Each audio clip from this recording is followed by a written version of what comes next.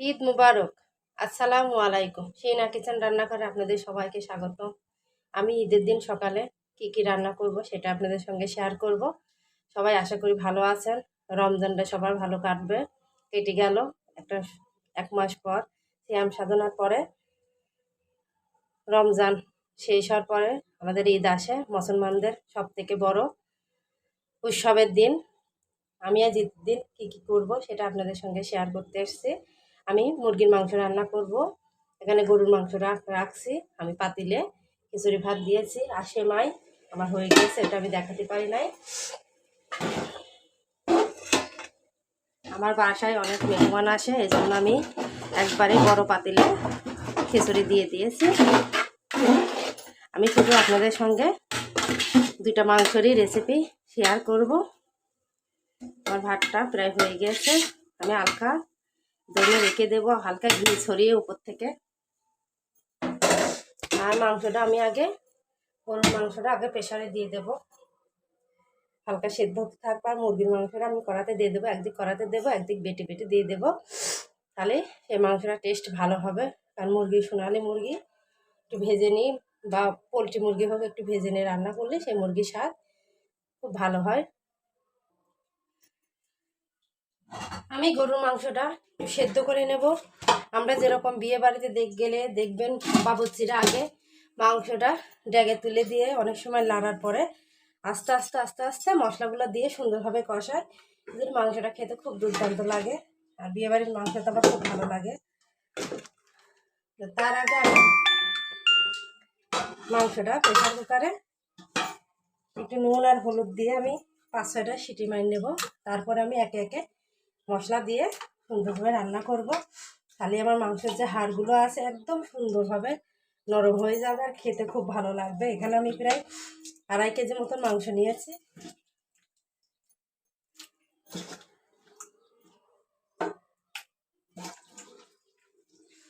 আপনারা এভাবে করে রান্না করবেন, দেখবেন খেতে খুব ভালো লাগে। আর আমি ভুনা খিচুড়ি করেছি ঘি দিয়ে, আর ভুনা খিচুড়ির সঙ্গে এরকম গরুর মাংস খেতে খুব ভালো লাগে।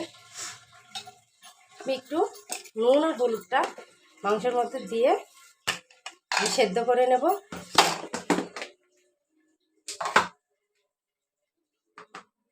অল্প পরিমাণ লবণ, খালি আমার মাংসটা যখন সেদ্ধ হবে নুন আর হলুদটা সুন্দরভাবে মাংসের ভিতরে ঢুকে গেলে খেতে আরও বেশি ভালো লাগবে। মাংসটা খুব সুন্দর নরম হবে, ছোটো বাচ্চার থেকে বয়স্ক সবাই খেতে পারবে গরু মাংস। এই প্রসেসে একদিন রান্না করে খেয়ে দেখবেন আর আমাকে কমেন্ট করে জানাবেন যাবো কেমন হয়েছে, এটা আমি আপনাদেরকে উত্তর দিয়ে দেবো। আমি এখন নির্বিঘ্ন কোনো পানি চুনি কিছুই দেবো না, আমি একদম ডাইরেক্ট গ্যাসের উপর তুলে দেবো। আর মাংস থেকে যে পানি বেরোবে ওইটা থেকে আমার 3-4টা সিটি দিয়ে দেব। আমি একটু নেড়ে দেব। আমি আগে থেকে কোনো মশলা দিয়েছি না, এই কারণে যে মাংসটা একটু সেদ্ধ হলে মশলাগুলো দিলে ভালো লাগবে। অনেক সময় দেখবেন আমি একটু মাংস আজকে কাঁচা পেঁয়াজ দেবো, এই জন্য আমি মাংসটা সেদ্ধ করে নিয়েছি।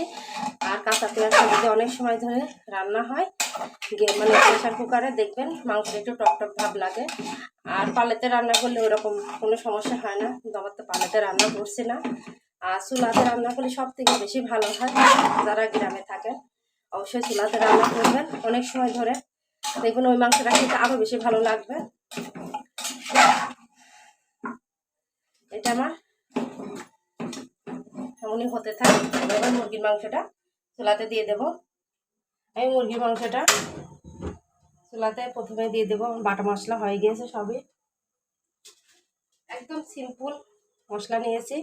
ডালচিনি, পেঁয়াজ রসুন বাটা, আদা বাটা, জিরে বাটা, তেজপাতা, আর আমার হাতে বানানো একটা স্পেশাল মশলা, আর লাগানোর সময় গরম মশলা গুঁড়া দিয়ে নামিয়ে দেবো। আর নুন হলুদ এগুলো তো থাকবে মাংসতে, না হলে তো ভালো লাগবে না।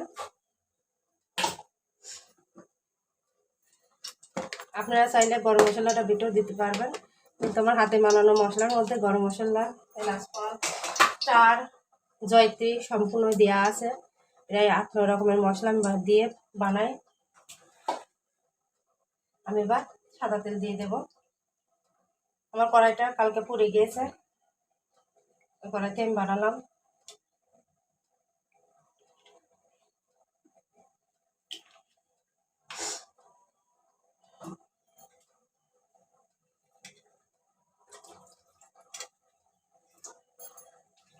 আমাদের বাসায় সবাই ঈদের নামাজ পড়তে চলে গেছে।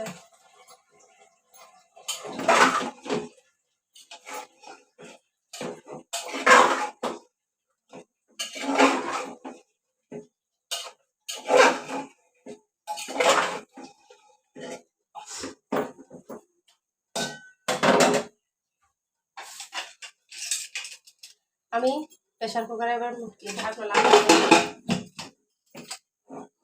এদিকে আমার তেলটা গরম হয়ে গেছে, আমি মাংসটা দিয়ে দেবো।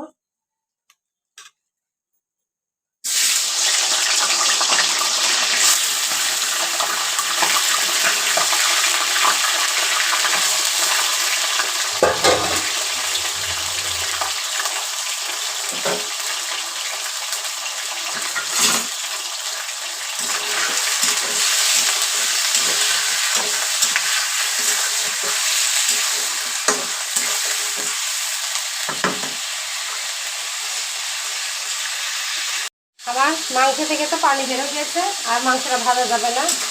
পানি যদি না বেরো তো মানে মাংস একটু ভাজা যেত, অনেকটাই ভাজা হয়ে গিয়েছে।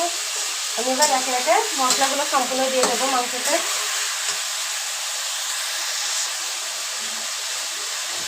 আমি প্রথমে পেঁয়াজ বাটাটা দিয়ে দেবো, পেঁয়াজ আর রসুন বাটাটা।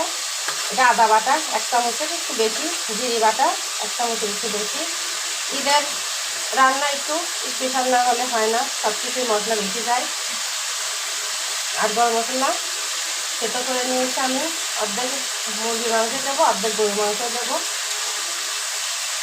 আর আমার হাতে বানানো স্পেশাল একটা মশলা, এটা দিলে মাংসের স্বাদ অনেক বেড়ে যায়।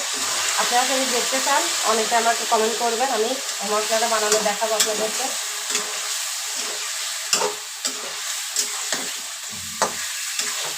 আমি এবার একে একে শুকনো মশলাগুলো এইভাবে দিয়ে দেবো, দিয়ে সুন্দরভাবে কষিয়ে নেবো। কষানোর জন্য আমার মাংস রান্নাটা হয়ে যাবে।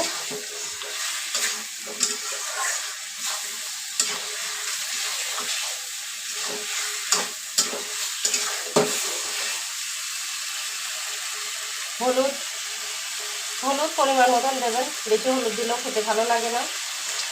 ধনের গুঁড়োটা 1/2 চামচ দেবেন, কারণ আমার 1 কেজির একটু বেশি পরিমাণ সোনালি মুরগি আছে, ওই জন্য আমি আন্দাজ করেই দেবেন যতটুকু যেমন লাগে। কারণ বেশি অতিরিক্ত দিলে জিনিসটা ভালো হয় না, খেতে ভালো হয় না।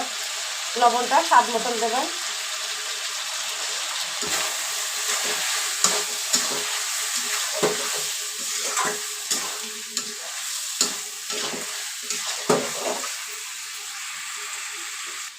আমি এবার ঢাকনা দিয়ে একটু ঢেকে দেবো, তাহলে সুন্দরভাবে সেদ্ধ হবে আর কষানো হবে। আমি মাংসটা এবার দেখবো খুলে কেমন হয়েছে। আমি তো কষাতে দিয়ে দিয়েছিলাম। আমি মাংসতে পানি দিই নাই, তারপরও সিটি ওঠার সময় পানি উঠে ভরে যাচ্ছে। তাহলে গরুর মাংসতে পানি কত খেয়েছে। আর এই মাংসগুলো আমরা সমিতি করেছিলাম মাংস রোজারিদের জন্য, সেই মাংস আমি রান্না করছি আমার খালাতো ভাইয়ের সঙ্গে। আমার মুরগির মাংসটা কষানো হয়ে গেছে, আমি একটু পানি দিয়ে দেবো এবার। কারণ বড় সোনালিতে একটু সেদ্ধ হতে সময় লাগে। আমি 1 বাটি পরিমাণ পানি দিলাম, কারণ মাংসটা আমি বেশি ঝোল রাখবো না, কষানো করবো। আর ভুনা খিচুড়ির সাথে কষা মাংস খেতে ভালো লাগে। আমি এবার ঢেকে দেবো, 1 থেকে 15 মিনিট পর্যন্ত আমি জাল দেবো তারা। আমি এবার গরু মাংস মশলা দেবো। গরু মাংসটা আমি হচ্ছে এই 6টা মতন সিটি মারি নিয়েছি, অনেকটাই সেদ্ধ হয়ে গেছে। আর যে পানি আছে এই পানিটা আমি এবার নামিয়ে রাখবো, পরে আমি এবার এই পানিটাই দেবো। কারণ মাংসর যে পানি ওইটাই আমি পরে মাংসতে দিয়ে দেবো। এখন যদি মশলা দিয়ে দিই পানির মধ্যে, তাহলে মশলাটা আমার ভালো করে কষানো হবে না, এই জন্য আমি পানিটা নামিয়ে রাখবো। আমি মাংস থেকে তো পানি নামিয়ে নিয়েছি, এবার আমি মাংসতে একে একে সম্পূর্ণ মশলা দিয়ে দেবো। আমি বেশি তেল দেবো না, কারণ মাংসতে তেল আছে, অল্প পরিমাণ তেল দিয়ে দেবো। 2 কেজি মাংস আমি প্রায় 100 গ্রাম মতন তেল দিয়ে দিলাম।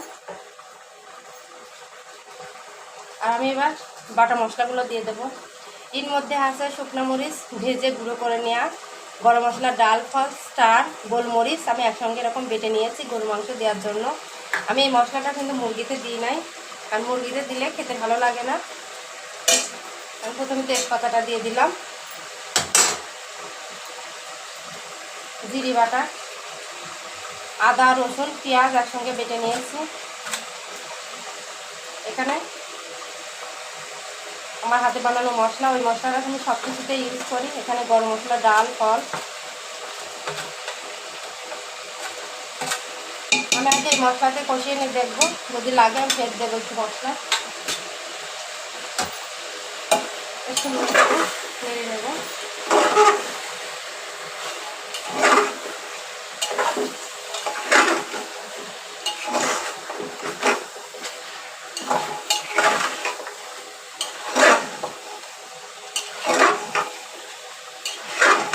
এবার আমি শুকনো মশলাগুলো দিয়ে দেবো।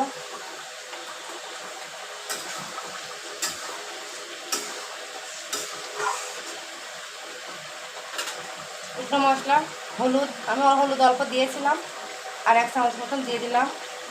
ধনের গুঁড়ো 2 চামচ, কারণ আমার এখানে 2.5 কিলো মাংস আছে। ঝালের গুঁড়া 3 চামচ দেবো। আমি এখানে কোনো কাঁচামরিচ ইউজ করবো না, কারণ বুঝাইছিলাম। আর কাঁচামরিচ দিলে মুখ জ্বালা করে, ঠোঁট জ্বালা করে, মুখ জ্বালা করে। কাঁচামরিচ যদি কেটে দেন তাহলে দেখবেন মুখ খুব জ্বালা করে, খাওয়ার সময় বেশি অতিরিক্ত ঝাল ঝাল লাগে। আমি শুকনো মরিচ দিয়ে, আর আমার পুরাটা আমি নিজে হাতেই বানাই। বাজার থেকে আস্ত মশলা নিয়ে আসি, সাথে ধুয়ে তারপর আমি মেশিনকে ভাঙিয়ে নিয়ে আসি খুব যত্ন সহকারে। আমি এবার যে মাংসের যে টকটা রাখছিলাম, পানিটা রাখছিলাম, ওইটা অল্প করে দিয়ে দেবো। দিয়ে আমি বারবার কষিয়ে নেবো, মশলার কোনো কাঁচা গন্ধ থাকবে না। আমি এবার ভেজে রাখছিলাম যে মশলাটা, ওইটা আমি দিয়ে দেবো। একটু পানি দিয়ে দেবো।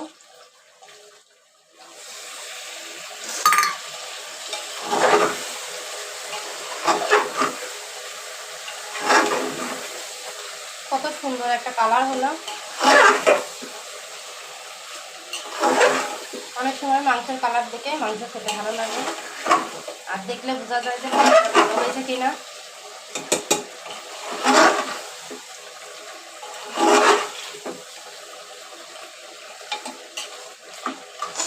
আমি এভাবে করে 5 মিনিট কষিয়ে নেবো, তারপর পানি দিয়ে আমি মাংস যে পানিটা রাখছিলাম ওইটা দিয়ে দিচ্ছি। আমার মাংস কষানো হয়ে গিয়েছে। আমি এবার এটা ঢেকে দেবো।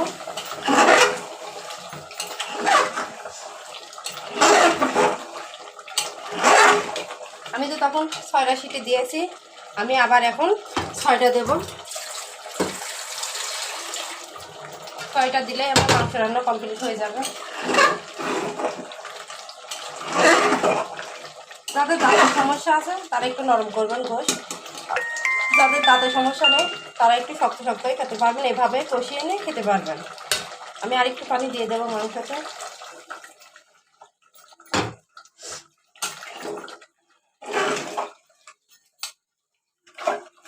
আমি এবার এটা ঢেকে দেবো।